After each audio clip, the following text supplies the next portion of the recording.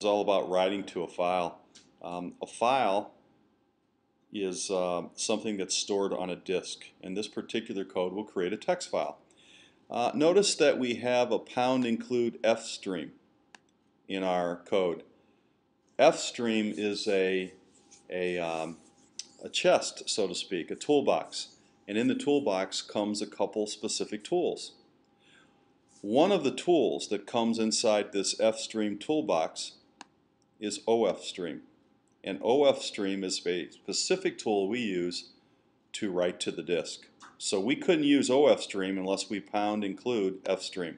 Now there are other things in the fstream toolbox, and we'll talk about those things in another video. So the first thing we do in main is we say ofstream space output file. Output file is an object of ofstream. And then we say output file.open sample.txt.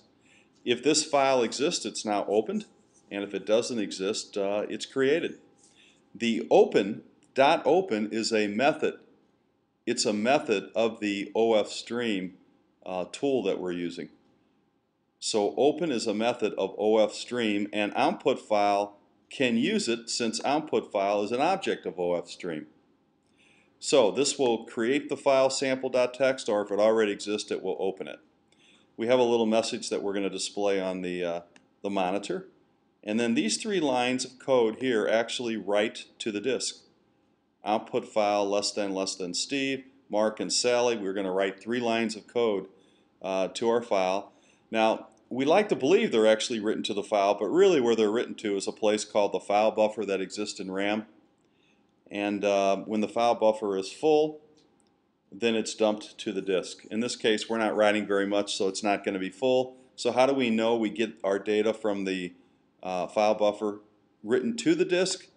This line right here. Whenever you close a file, 2 things happen.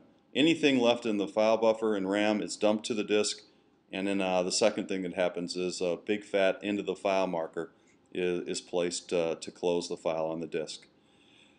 So that's exactly what happens here. This actually writes 3 lines of code to the file. The code itself, the file itself actually looks like this. Here's Steve, Mark, and Sally. That's sample.txt. That's what we created. And later on in the course we'll talk about reading from the file.